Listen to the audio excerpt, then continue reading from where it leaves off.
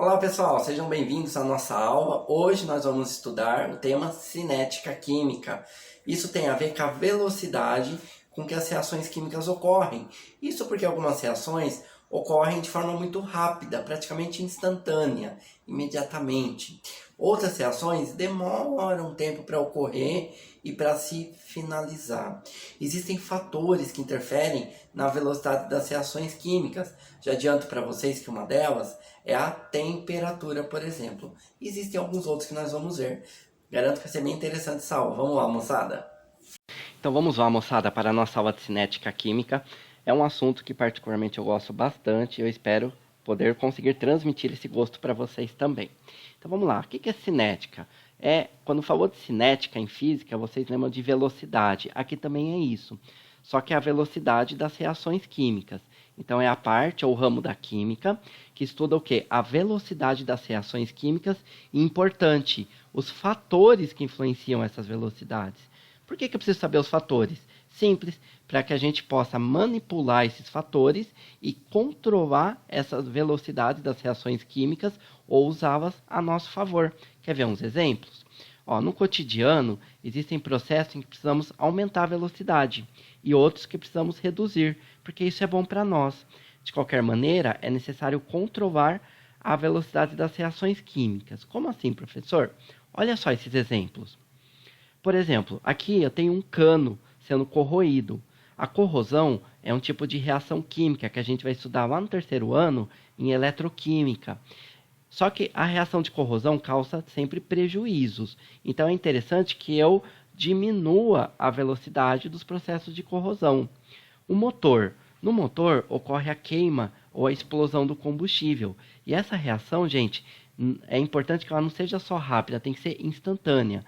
Sai ali a centelha, a faísca elétrica, na mistura do combustível e do ar, já ocorre a explosão. Tem que ser instantâneo para que o motor funcione de forma bastante em sincronia. Olha uma fruta ali embolorada, né? Então também o apodrecimento dos alimentos, assim como tem um pão, ó que delícia, eca, né? Deus me livre. Um pão todo verde aí, gente. Então, a velocidade da degradação dos alimentos, é interessante que a gente diminua essa velocidade. Como que eu faço isso? Ponho o alimento na geladeira ou no congelador, porque quando eu diminuo a temperatura, eu diminuo a velocidade das reações químicas. Mas já vou comentar isso com vocês. E no lado oposto, tem a panela de pressão.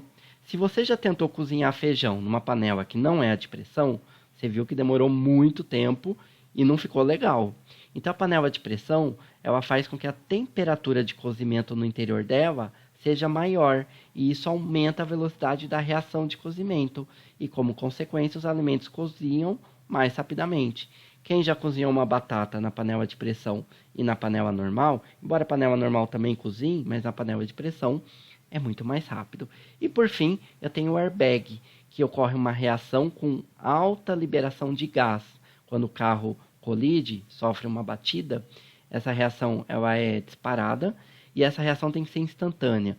O gás tem que ser liberado de forma instantânea e o airbag tem que inflar de forma muito rápida para que possa amortecer o impacto, né, do condutor ali no volante ou no para-brisa, para que minimize ali os prejuízos.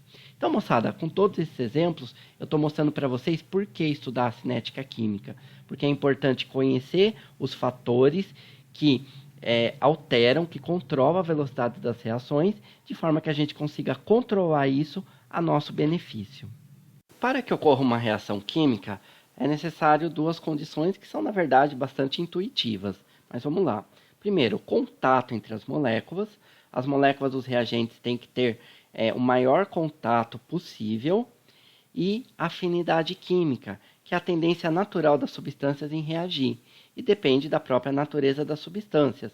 Então, por exemplo, se eu juntar açúcar e sal, por mais contato que essas duas substâncias tenham, eles não vão sofrer uma reação química, porque não há afinidade para isso, não há uma tendência natural para que isso ocorra.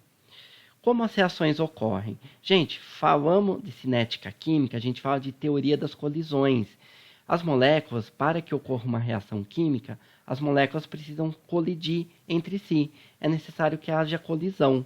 Pode ser uma coisa que parece muito óbvia, mas é isso, gente. Falou em cinética química, falou em teoria das colisões. Para que ocorra a reação química, é necessário que haja colisão entre as moléculas dos reagentes.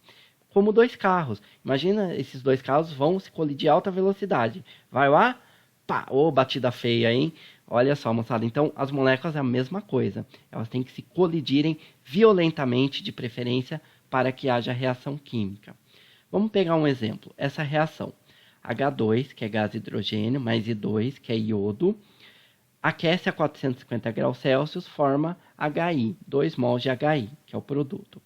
Como que essa reação ocorre? Então, eu tenho uma molécula de H2 que vai se colidir com uma molécula de I2. Eles vão se colidir, vai formar esse conglomerado, que eu vou chamar, futuramente, eu vou falar que esse conglomerado chama-se complexo ativado. E, finalmente, se formam as duas moléculas de HI. Então, numa reação química, gente, há rompimento de ligações químicas, que no caso são as moléculas de H2 e I2, e formação de novas ligações químicas, que são as moléculas de HI. Então, moçada, quando a gente fala em reação química, a velocidade de uma reação ou a efetividade de uma reação química depende de 3 fatores: frequência de choques entre as moléculas, da energia ou violência desses choques e de uma orientação favorável das moléculas no instante do choque. Eles são bastante intuitivos, vocês vão ver que é bem legal estudar isso porque são coisas intuitivas. Primeiro, frequência de choques entre as moléculas. Moçada, quanto mais choques houver entre as moléculas, mais produtos se formam, ou seja, maior será a velocidade da reação. Então, olha essa reação, eu vou sempre usar ela como referência, H2 mais I2 formando HI. Quando eu tenho choque só entre uma molécula de H2 e uma molécula de I2, eu vou formar pouco produto, 2 moléculas de HI.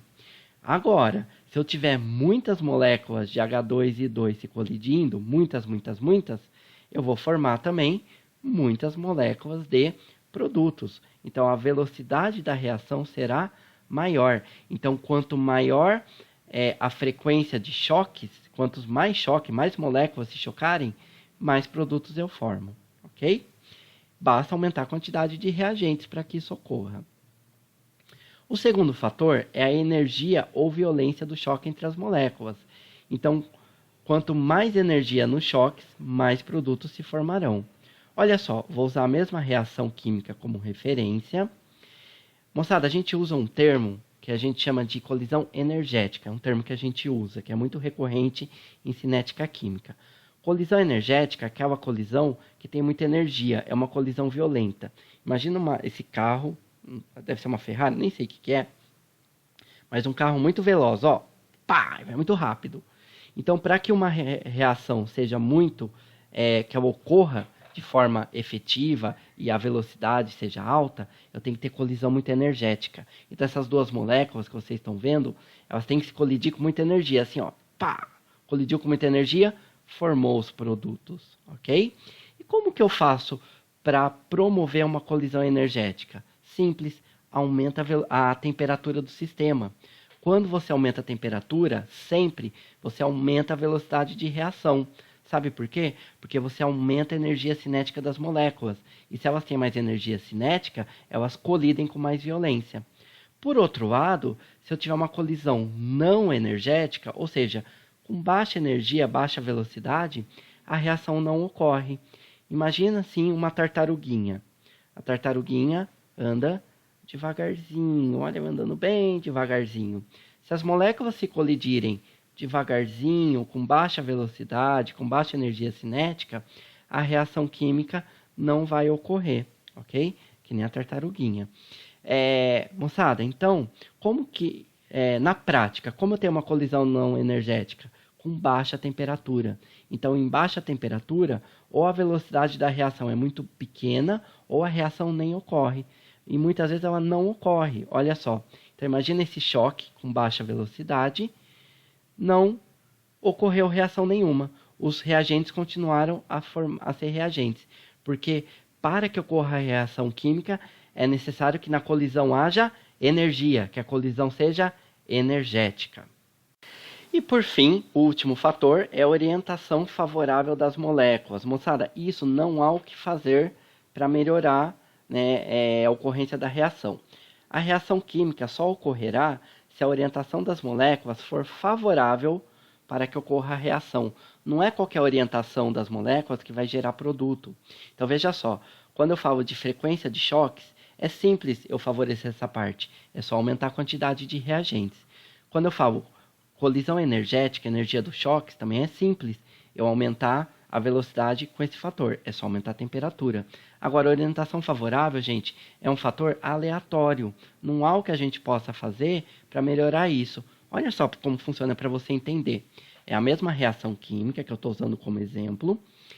Para que a reação ocorra, a orientação das moléculas tem que ser favorável.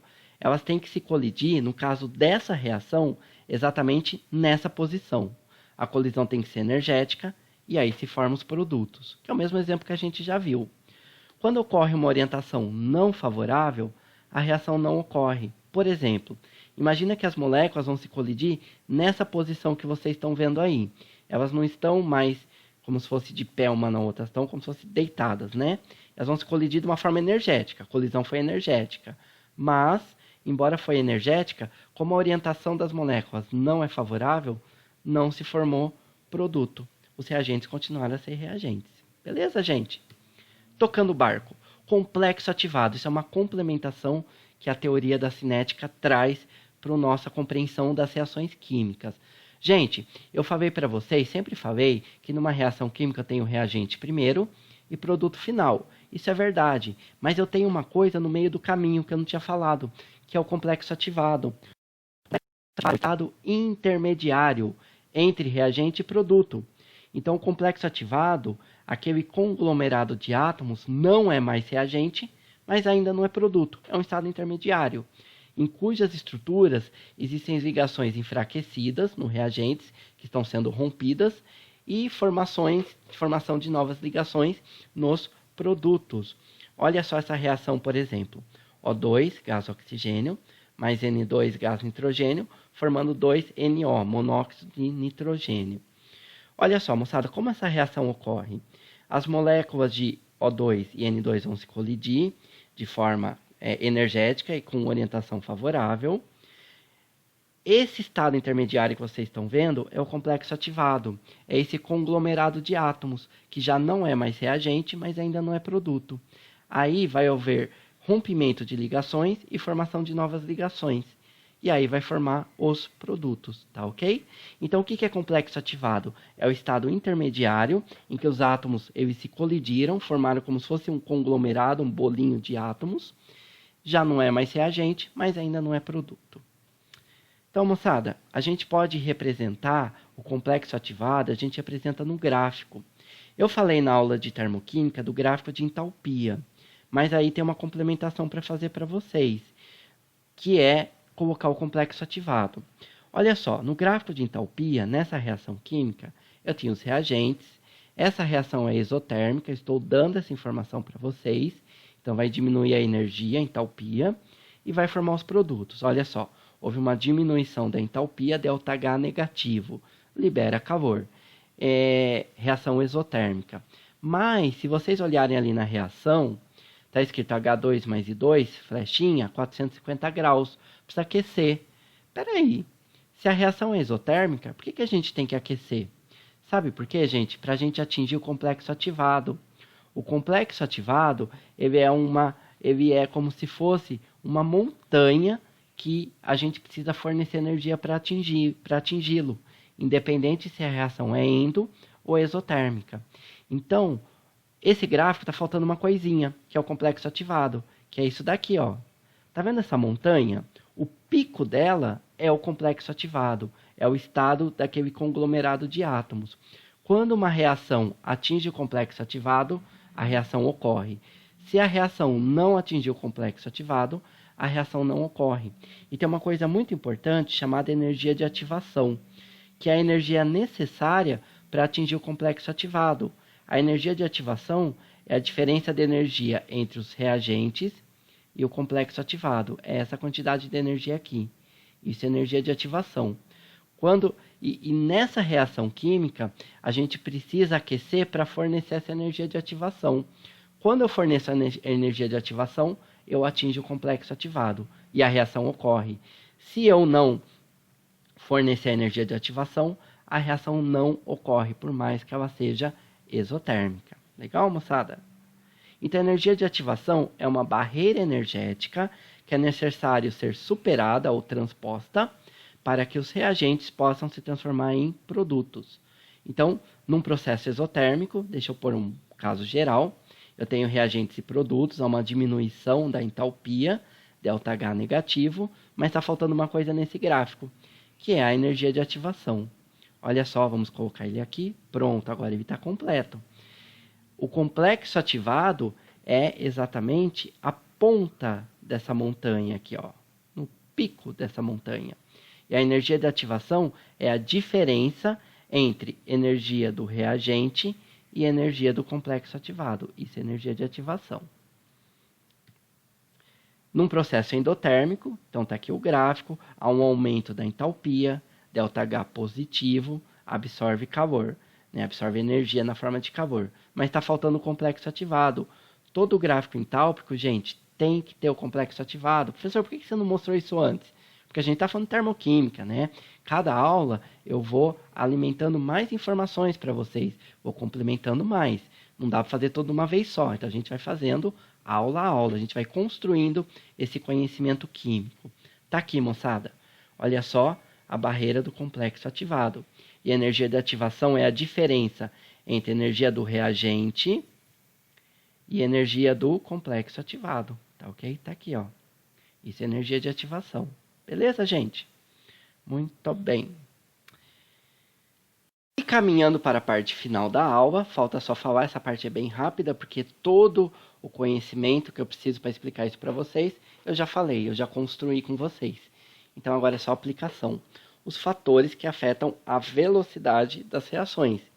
São 5. Temperatura, concentração, pressão, superfície de contato e catalisador. Mas aí, gente, é bem intuitivo isso. Olha só, temperatura. Mede o grau de agitação das moléculas.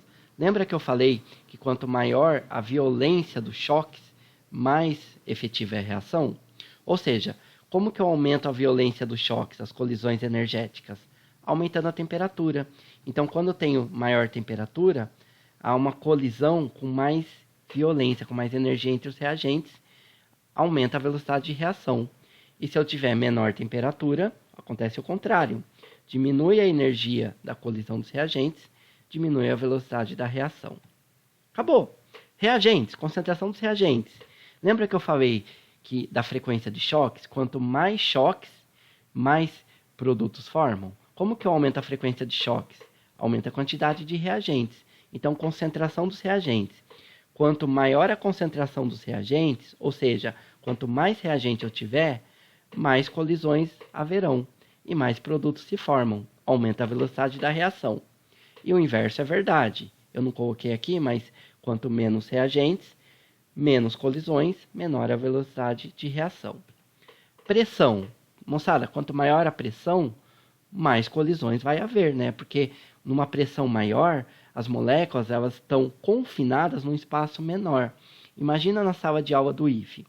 Imagina aquela sala que a gente tem aula, né? Aquela sala padrão. Se eu colocar 80 alunos lá em pé, sem carteiras, e todo mundo tem que ficar se mexendo, é muito provável que alguém pode acabar se esbarrando em outro colega. Mas se eu colocar naquela sala só 4 alunos, e eles tiverem que ficar se movimentando, é muito improvável que um vá se esbarrar no outro, né? Já que eu tenho um espaço grande para poucos alunos. Aqui é a mesma coisa. Quando eu tenho uma quantidade de reagentes grande confinado num espaço pequeno, ou seja, alta pressão, aumenta a colisão entre os reagentes. Então, aumenta a velocidade de reação. Então, quanto maior a pressão, mais colisão e maior energia nas colisões. Mais produtos se formam, maior a velocidade de reação. E quanto menor a pressão, é o contrário. Menos colisões, menor a velocidade de reação. Superfície de contato, isso é importantíssimo, gente. Enem e vestibular adoram isso. Quanto maior a superfície de contato, maior a velocidade de reação, beleza? Só que aí, gente, eu quero, antes até de mostrar essa foto, eu quero que vocês prestem muita atenção nisso. Se você tem, bom, vamos deixar a foto aqui. Sabe quando você tem aquele comprimido efervescente? Vamos supor um antiácido, né? E você tem também, no caso do antiácido, o pozinho, que nem o sal de frutaeno, por exemplo, que é muito comum. A superfície de contato ela é maior quanto menor for o tamanho das partículas. Então, o comprimido ele é grande, certo? A superfície de contato dele, gente, é pequena.